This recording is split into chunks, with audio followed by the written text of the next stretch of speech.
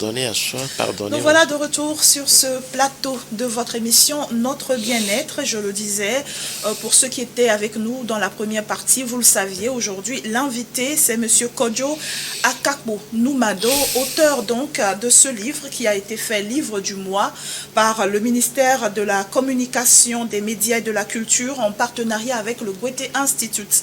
Donc c'est le recueil de poèmes dont il est l'auteur, voilà, vers et envers.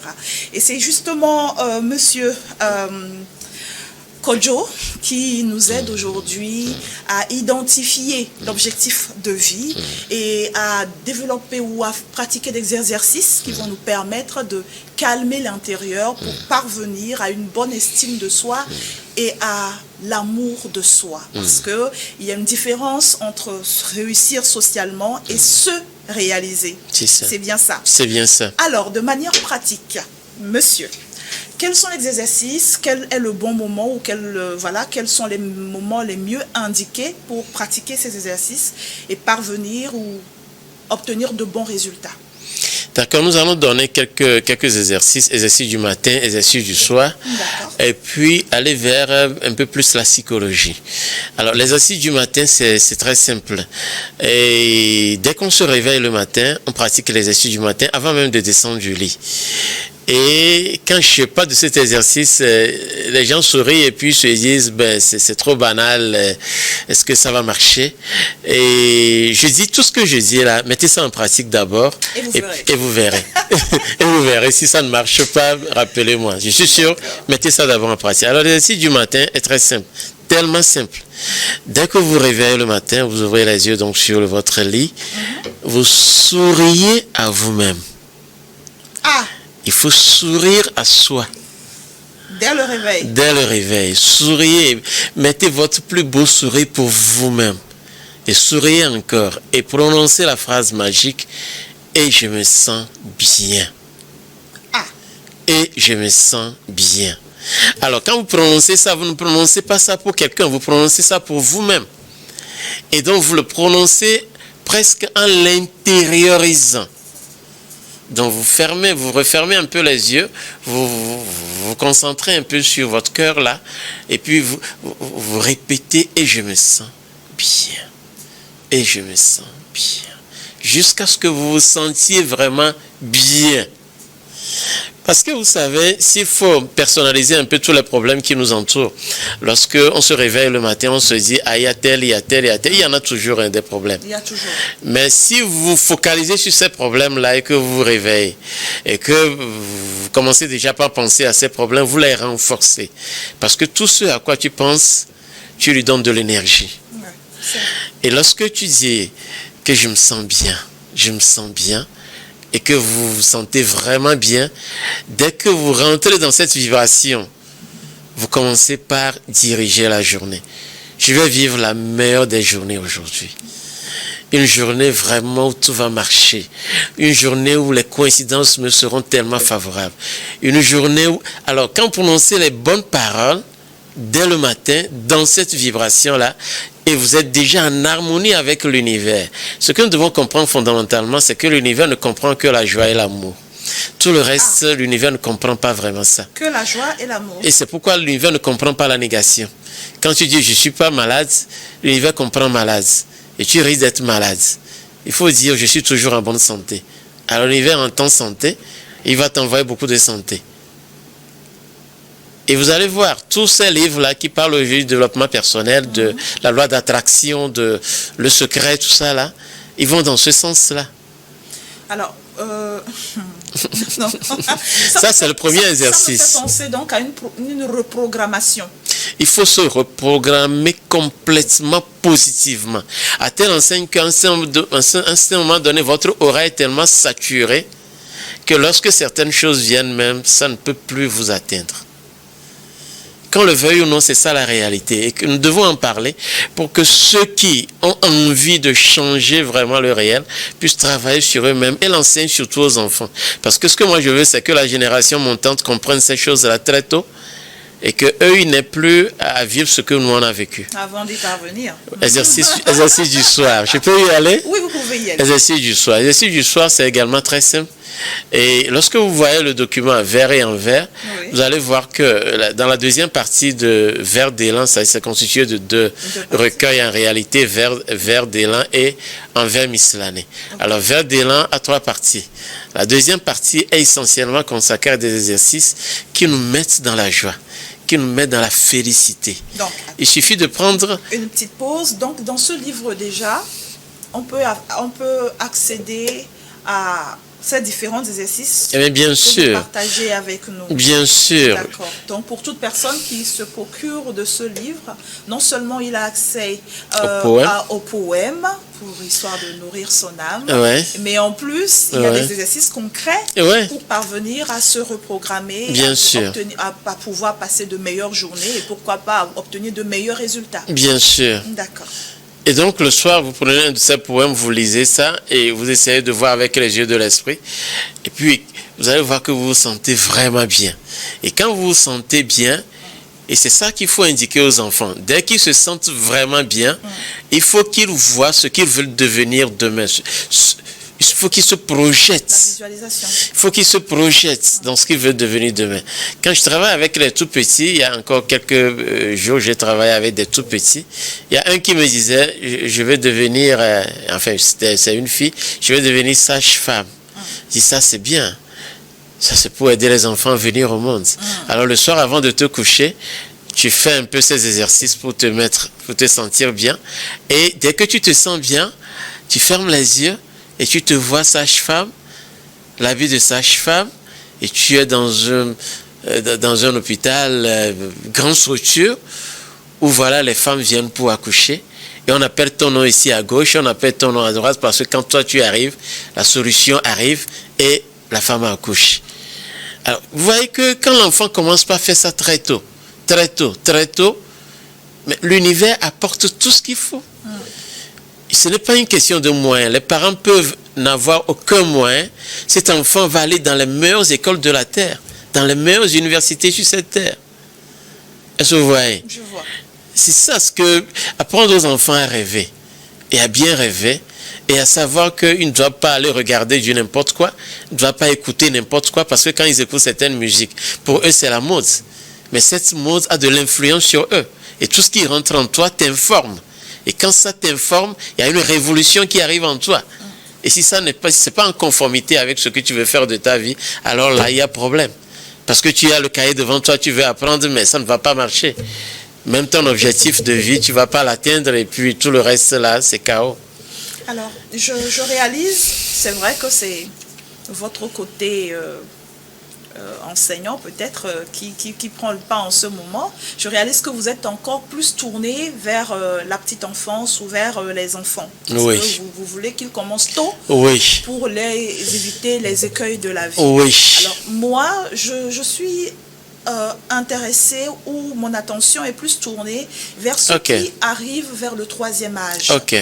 Vers le 3e âge, l'expérience a malheureusement prouvé que la plupart des personnes se retrouvent insatisfaites de leurs acquisitions ou de leur parcours de vie. Peu importe qu'ils aient réussi socialement ou non. Peu importe qu'ils aient une femme, des enfants, des maisons, des voitures. Il y en a qui estiment qu'ils auraient pu faire autre chose et qu'ils auraient été heureux en faisant autre chose.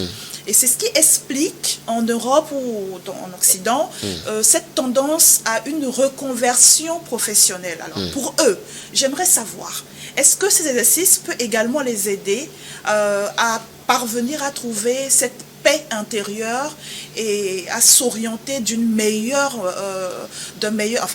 façon pour plus d'épanouissement? On va y ajouter de la psychologie. La première chose à comprendre, c'est qu'il faut avoir une certaine vision de ce monde. Il faut avoir une certaine vision de ce monde. Je ne vais pas trop approfondir cette vision. On va prendre d'abord quelques aspects. Et l'aspect sur lequel, le premier aspect peut-être, c'est, vous voyez, il faut apprendre à se pardonner. Il faut apprendre à se pardonner, à pardonner aux autres aussi. Se pardonner, c'est quoi? Vous prenez un bic, vous prenez une feuille, enfin votre carnet intime, et puis vous regardez le passé. Pour ceux qui trouvent que c'est des trucs de filles, là. Avoir un carnet intime, c'est pas forcément un truc de fille. Non, Il faut le préciser. Non, pour ceux qui... Non, il n'y a pas d'âge pour ça, Donc, précisément. mon âge, je peux avoir un carnet vous intime. devez l'avoir. Merci pour l'encouragement. Vous devez l'avoir. Parce que là, vous regardez dans votre passé. Vous regardez tout ce qui vous a fait mal. Parce que la plupart du temps, qu'est-ce qui arrive quand quelque chose nous fait mal? Il y a deux attitudes. Soit on réagit pour que l'on sente que non, je ne suis pas du tout content.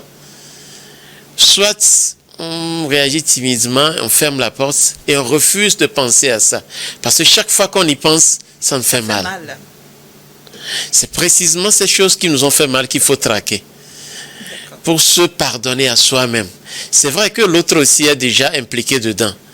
Mais c'est que je me dis, mais pourquoi c'est moi qui suis arrivé là? Pourquoi c'est à moi que ça arrive? Il faut qu'on arrive à se pardonner à soi-même. Il faut qu'on arrive à refuser de se juger trop. Il y a des gens qui se jugent et se condamnent. Ils sont trop sévères envers eux-mêmes. En philosophie, quand nous parlons du ça, du surmoi et du moi, c'est que le surmoi est trop fort là-bas.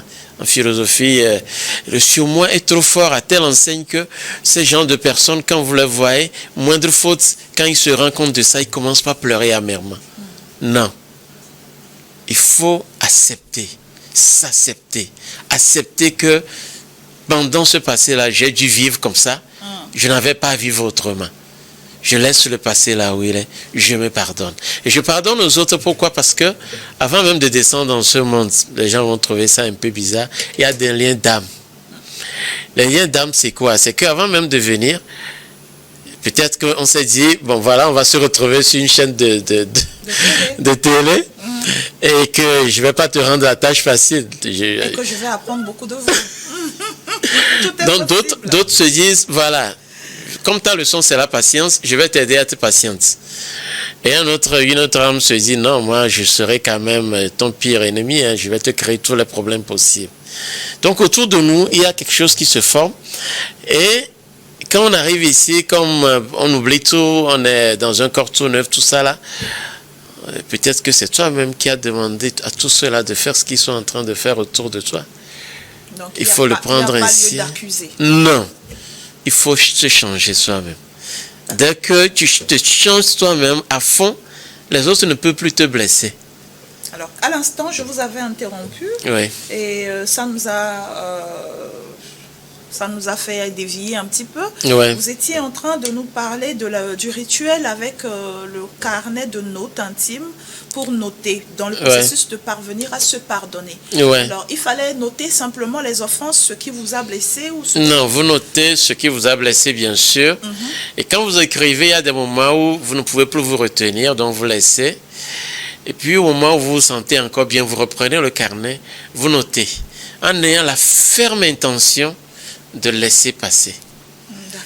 Et ça passe au moment où, quand vous reprenez le carnet que vous lisez, vous ne sentez plus d'émotions fortes, vous êtes calme, vous dites oui, c'est passé, ça a été comme ça. Quand vous parvenez à ça, vous avez vraiment pardonné, vous vous êtes vraiment pardonné, vous avez libéré. Et quand vous libérez beaucoup, vous allez voir que vous vous sentez mieux à l'intérieur. Mais plus vous refoulez beaucoup de choses, plus ça ne va pas. Et ça, c'est un exercice. Il ne faut pas juger les autres non plus. Parce que chacun agit suivant ce qu'il comprend de la vie. Il ne faut pas vouloir que les autres comprennent comme ce que vous avez compris. Donc, il faut laisser les autres vivre leur vie. Et quand vous avez cette façon de voir les choses, vous comprenez votre place. Voilà, vous comprenez votre place. Il faut développer le meilleur de soi. En se disant, il y a la meilleure version en moi, mais je ne suis pas encore parvenu à ça. Parce que l'homme est perfectible à l'infini. Donc quand quelqu'un prend toutes ces choses-là, ajoutées à ces exercices où il se sent bien, l'intérieur se calme. Il y a même des exercices pour apaiser le mental, parce que le mental, tout le temps, est en train de me donner une conversation intérieure. Il faut arrêter ça. Un exemple pour ça? Oui, on peut arrêter en faisant le vide mental. Il faut apprendre à faire le vide mental. Il faut commencer par s'exercer. Dès que vous allez faire ça régulièrement, vous allez voir que le temps de seconde que vous prenez pour faire le vide mental augmente. Il y a une autre façon aussi de faire ça très simplement, c'est de commencer par écouter le silence entre les mots quand vous êtes en face de quelqu'un avec qui vous conversez. Écoutez le silence entre les mots. Parce que entre ce qu'il dit et ce qu'il va dire par la suite, il y a un silence. Quand vous rentrez dans ce silence, ce qu'il dit s'imprime facilement dans votre tête. Lorsque vous enseignez ça aux enfants très tôt, même à des personnes âgées, l'intérieur devient calme. Parce qu'il faut se calmer. Il faut se tourner vers soi pour trouver les solutions en nous-mêmes. On est trop en train d'accuser la société, d'accuser la structure sociale, d'accuser les dirigeants, d'accuser tous ceux qui nous entourent. Et on oublie que nous avons choisi cette vie. On oublie qu'il faut d'abord commencer par s'accepter soi-même. Accepter qu'on a choisi cette vie. Mais c'est une évidence. Ça sert à rien. Ouais, quand vous enfermez l'oiseau dans comment on peut dire ça? Dans une cage? Oui, pas nécessairement cage, mais dans un bocal vitré, voilà. L'oiseau, il aperçoit l'extérieur, mais il ne peut pas sortir. Et il se cogne fort contre la vitre, il tombe. Il faut faire ça à plusieurs reprises avant de sentir que non, c'est une illusion. Et donc, nous sommes dans une certaine illusion pour la plupart du temps. Il faut prendre conscience que nous avons choisi cette vie. S'accepter, accepter les autres, ne pas tenir rigueur aux autres. Ok. Je pense que le temps imparti à cette émission tire lentement, mais très très très sûrement à sa fin. Et je ne voudrais pas rater, tout était bon, mais on va dire peut-être le meilleur. Ouais. Un poème que vous avez prévu pour nous. Ouais. Un poème, justement. Le poème est à la fin de l'ouvrage. Oui. C'est le dernier poème d'ailleurs. Parce que je me dis que si chaque Togolais arrive à faire l'exercice que nous donnons dans ce livre, c'est-à-dire à rentrer dans cet état-là de bien-être profond et à faire ce qu'il faut pour être en harmonie avec lui-même, alors là, le Togo va changer. D'accord. Oui, ce changement, je le veux de tout mon cœur et je demande à tous mes compatriotes de m'accompagner. D'accord. Alors, donne-moi ta main. Ah. Donne-moi ta main et demain sera beau. Et la vie redeviendra belle. Oublions le passé, oublions nos querelles et le Togo fleurira. Donne-moi ta main. Dans cette poignée de main se trouve tout l'espoir qui a jamais brillé dans le cœur de l'humanité, dans le cœur de tout homme. Donne-moi ta main. Et dans le sourire de tes lèvres, trouve le sourire sincère de ton cœur épanoui, de ton cœur transparent.